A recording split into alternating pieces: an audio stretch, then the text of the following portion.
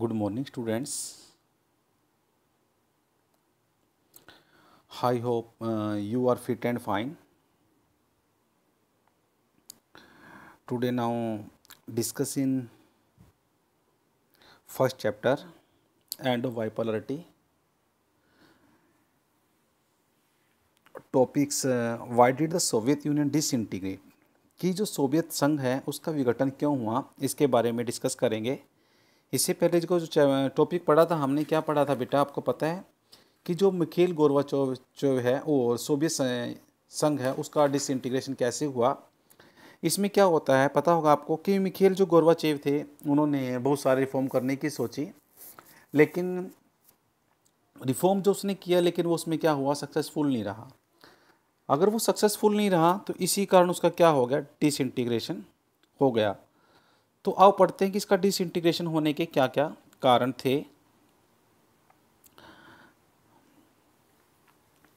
How did the, आप सभी देखें क्वेश्चन टॉपिक आ गया, why did the Soviet union disintegrate, कि सोवियत संघ का विघटन क्यों हुआ।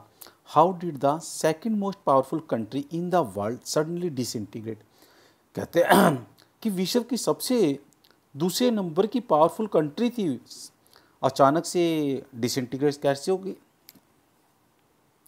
This is a question worth asking, not just to understand the Soviet Union and the end of communism, but also because it is not the first and may not be the last political system to collapse। कि Soviet संघ और साम्यवाद के अंत को समझने के लिए यह सवाल भी पूछना जरूरी नहीं है कि यह सवाल किसी भी राजनीतिक व्यवस्था के पतन को समझने के लिए जरूरी है, क्योंकि राजनीति देखो सभी के लिए समझना बहुत जरूरी है कि उसका पतन कैसे हुआ। उसने क्या बताया आगे, while there are unique features of the Soviet collapse,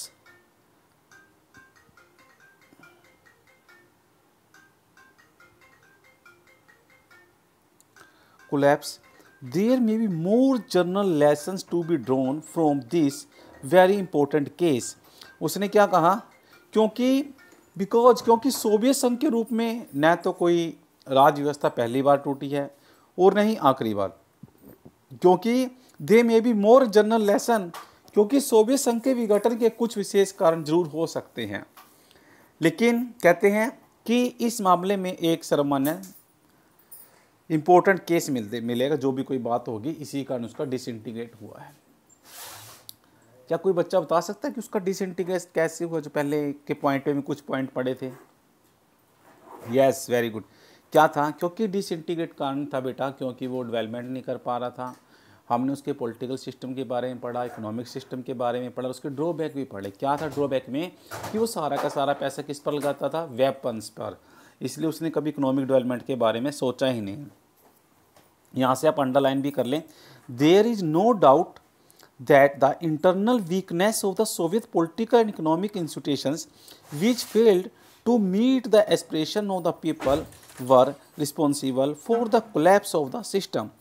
इसमें कहता है देयर इज नो डाउट, इसमें कोई संदेह नहीं है कि सोवियत संघ की राजनीतिक जो अर्थव्यवस्था थी, इंटरनल वीकनेस, कमजोरी के कारण ही वो लोगों की जो एस्पिरेशन थी उसको पूरा नहीं कर पाए। देयर इज नो डाउट, इसमें कोई संदेह नहीं, इंटरनल वीकनेस, कमजोरी, क्योंकि सोवियत यूनियन की पॉलिटिकल और इकोनॉमिक हमने पढ़े थी condition,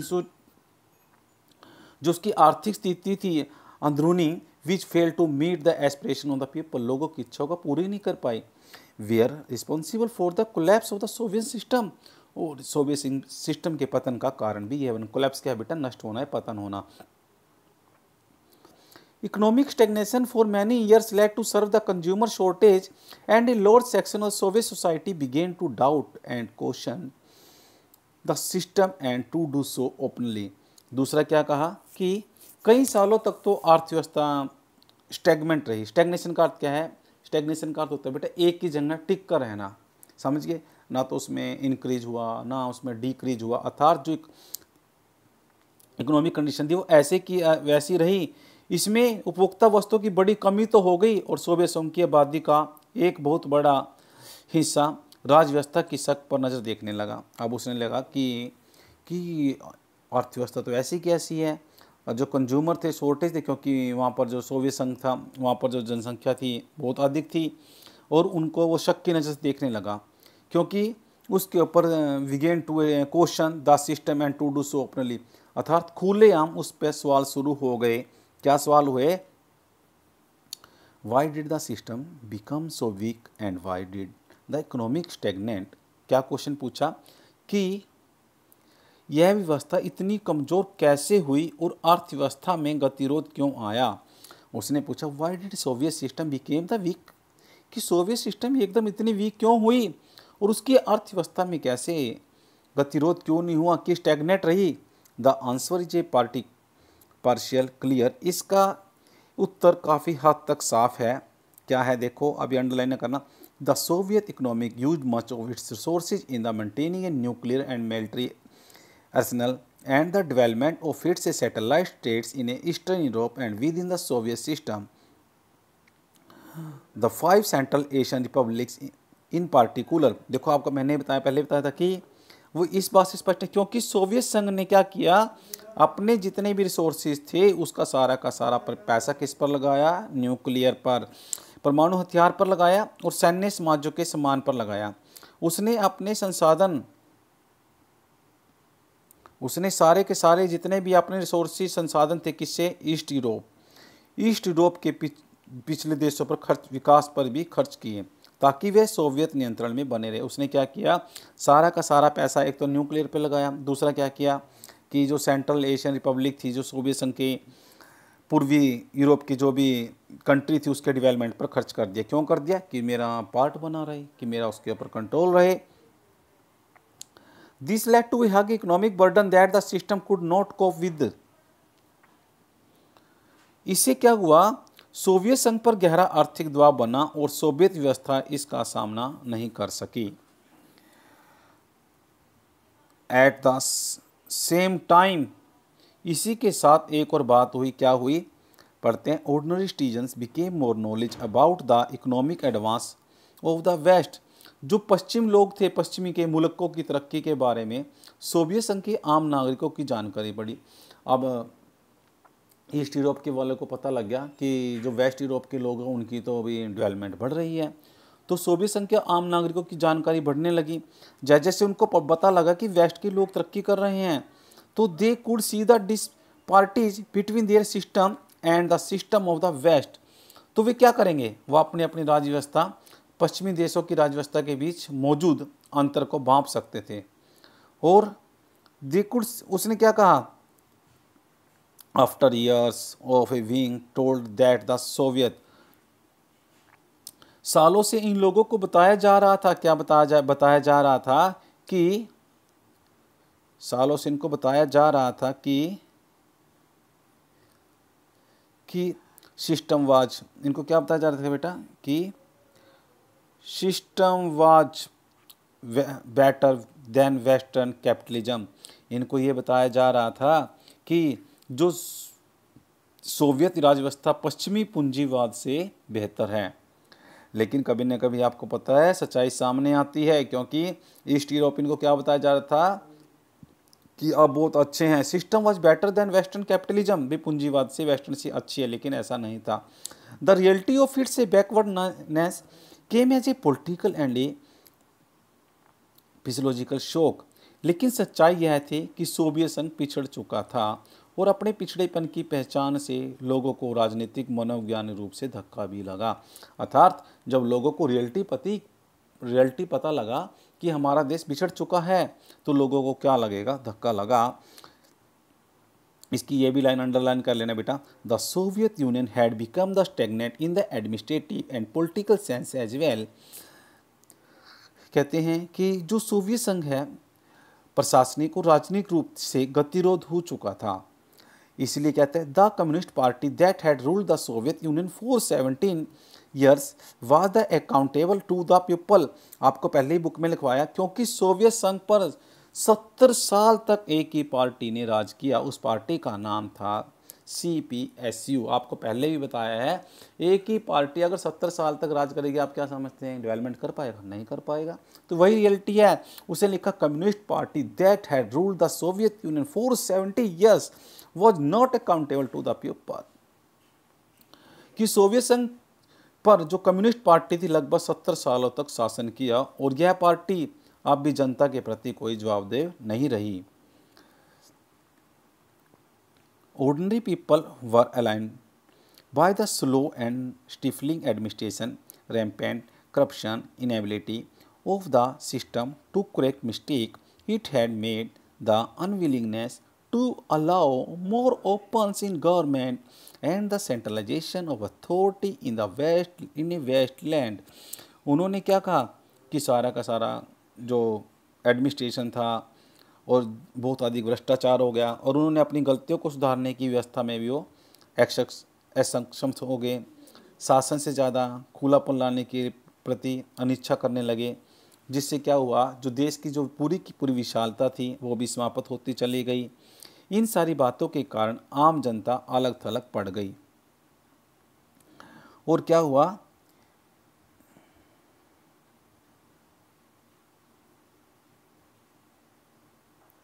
worse still, the party bureaucrats gained more the privilege than the ordinary citizens। और इससे भी पूरी बात क्या हुई, जो पार्टी के अधिकारियों को आम नागरिक से ज़्यादा विशेष अधिकार मिले हुए थे। अर्थात वो क्या कहना चाहता है कि worse still पार्टी ब्यूरोक्रेटिस गेंड, कि जो पार्टी के अधिकारी थे मोर प्रिविलेज देन ऑर्डिनरी सिटीजन्स, जो आम नागरिक थे उनसे ज़्यादा अधिकार मिले हुए थे। किसको? पार्टी के अधिकारियों को। और क्या करने लगे, people did not identify with the system and with the rulers and the government increasingly lost popular banking. उसने क्या कहा, लोग अपने आप को राज्य व्यवस्था और शासकों से जोड़कर नहीं देख पा रहे थे, और सरकार का जनाधार खत्म होता जा रहा था। और देखो सभी लोगों को समझ में एक बात आ गई कि सरकार ज़्यादा किसको प्रेफरेंस दे रही थी, जो पार्टी के अधिकारी थे, और जो आम नागरिक था उनको उसके बराबर नहीं समझ पा रहे थे। अगर पार्टी ऐसे करेगी तो वो क्या होगी, पार्टी ज़्यादा दिन नहीं चलेगी। और लगभग दूसरा रीज़न क्या हुआ, सारा का सारा पैसा वेपन्स पे लगाया। और तीसरा क्या था, 70 साल तक एक ही पार्टी ने राज किया। यस, इसमें क्वेश्चन आता कि विच party ruled in 70 years in the USSR। कौन सी पार्टी थी जिसने सोवियत संघ पर लगभग 70 सालों तक शासन किया? कौन सी थी बेटा? CPSU। आगे कहता है कि Gorbachev reforms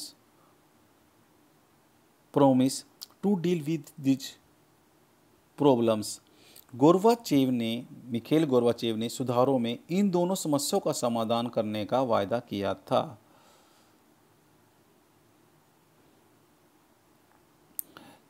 Gorbachev promise to reform the economic, catch up the west and the loose the administrative system. और गोर्बाचेव ने अर्थव्यवस्था को सुधारने और पश्चिमी की बराबरी पर लाने का, प्राथमिक ढांचे में फ्लेक्सिबल डील देने का भी वायदा किया था। You may wonder why the Soviet Union collapsed in spite of a Gorbachev accurate diagnosis of the problem and his attempt in implement reforms। Gorbachev तो रोग का ठीक ठाक निदान कर रहे थे और सुधारों को लागू करने का उनका प्रयास भी ठीक था। ऐसे में आपको आश्चर्य हो सकता है कि फिर सोवियत संघ टूटा क्यों। Here is where answer that became more controversial, कि ये सोचने पर मजबूर हो गए कि फिर भी उसका डिसइंटीग्रेशन क्यों हुआ। कहते हैं here is a where the answer became more a controversy and we have to depend the future historians of the guide us better. अगर हम सोचें इस बिंदु पर आकर, तो वो चाहता था कि इस स्थिति में हमें आगे के इतिहासकार शायद ज़्यादा बेहतर ढंग से समझा पाएँ।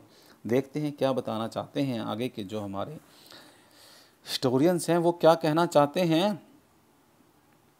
The most basic answer seems to be that when Gorbachev carried out his reform and lose the system, he set in the motion force and the expectation, and few could have predicated to become virtually। The most basic answer seems to be that when Gorbachev carried out his reform, उसने क्या कहा, सबसे ठीक उत्तर तो यह जान पड़ता है कि जब गोर्बाचेव ने सुधारों को लागू किया तो व्यवस्था में डील दी, तो लोगों की आकांक्षाएं अपेक्षाएं को ऐसा ज्वार उमड़ा, लोगों को ऐसा हो गया कि हम जैसे कि जिसका अनुमान शायद ही कोई लगा सकता था।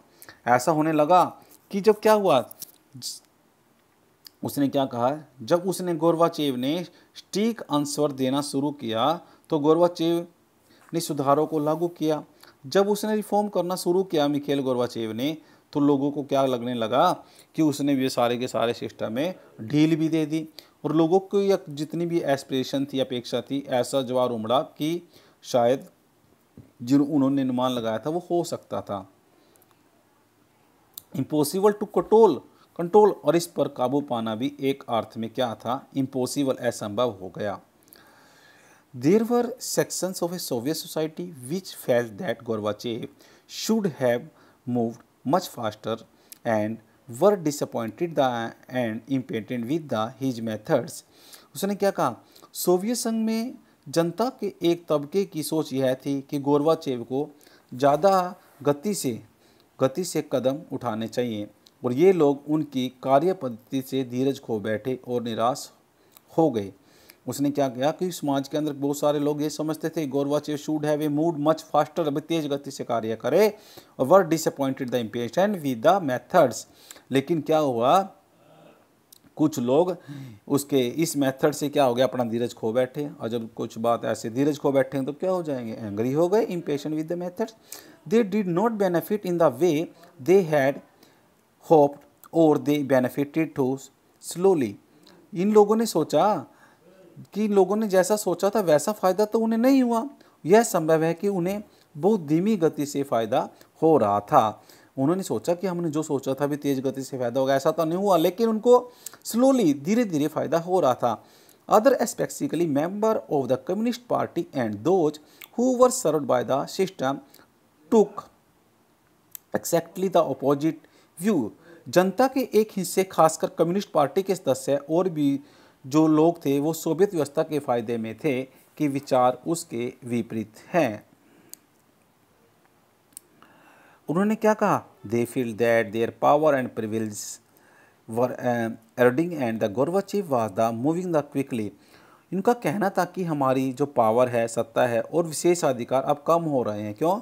क्योंकि गोर्बाचेव क्या कर रहा था, वाज मूविंग टू क्विकली, कि गोर्बाचेव बहुत जल्दबाजी दिखा रहे थे। In the tug of war में क्या था कि खिंचातानी में गोर्बाचेव खिंचातानी हो रही थी। Gorbachev lost support on all side, divided public opinion. इस खिंचातानी में गोर्बाचेव को समर्थन हर तरफ से जाता जा रहा, और जनमत क्या है, डिवाइड होना शुरू हो गए, जो लोग आपस में बंटना शुरू हो गए।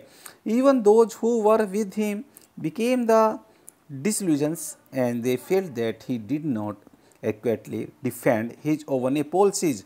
जो लोग उनके साथ थे उनका भी मोहभंग हो गया। ऐसे लोगों ने सोचा कि गोर्बाचेव खुद अपनी ही नीतियों को ठीक तरह से बचाव नहीं कर पा रहे, कि जो लोग उसके साथ लगे हुए थे उन्होंने भी सोचा कि अब भी यह अपनी नीतियों को भी ठीक ढंग से बचा नहीं पा रहा। उसके साइड में, इससे साइड में पिक्चर दिखाई गई है, इस पिक्चर को एक बार देखते हैं।